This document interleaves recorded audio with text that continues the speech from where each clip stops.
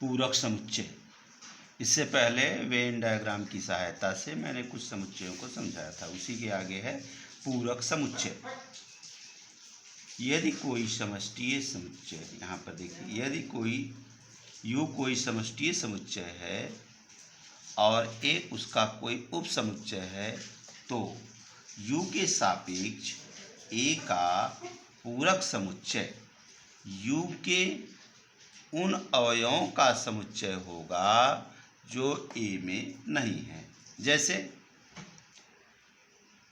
1 2 3 4 up to 10 यह कोई universal set है, जिसमें यूनिवर्सल सेट मीन्स कोई समष्टीय समुच्चय है, और 2 4 6 8 10 कोई क्या है, उसका उप समुच्चय है यानी सबसेट है।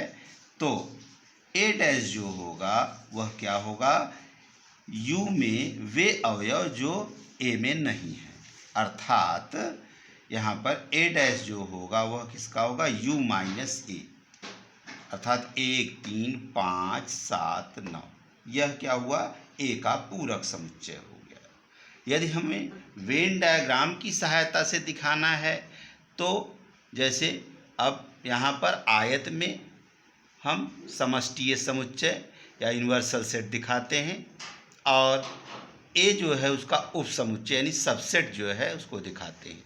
तो यहाँ पर A को छोड़ करके जो भी अवयव हैं, अर्थात A डैश बराबर क्या होगा, A को छोड़ करके, यानी यहाँ पर A को छोड़कर शेष भाग को हम छायांकित कर देते हैं। तो यह क्या है, यह A का क्या है, पूरक समुच्चय कहलाया, या इसका कॉम्प्लीमेंट सेट कहलाता है।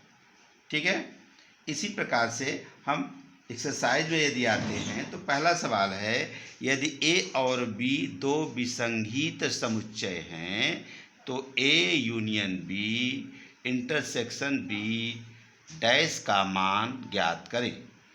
तो यहाँ पर A और B दो विसंगीत समुच्चय हैं। विसंगीत मीन्स डिसजॉइंट सेट, अर्थात ऐसे दो समुच्चय या दो से अधिक समुच्चय जिनमें कोई भी अवयव कॉमन न हो उसे विसंगीत समुच्चय कहते हैं।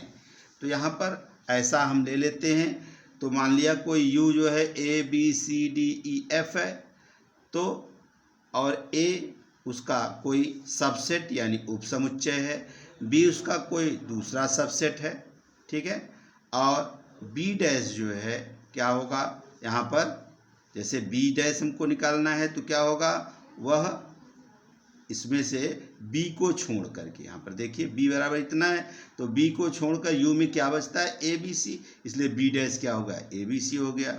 अब हमको A यूनियन B अर्थात वही यूनिवर्सल सेट जो है उसको, तो A B C D E F ये आ जाएगा। तो यहाँ पर इसमें हम A union B intersection B dash, यानी A यूनियन B और B डैश, तो A यूनियन B हमारा इतना हुआ और B डैश इतना हुआ।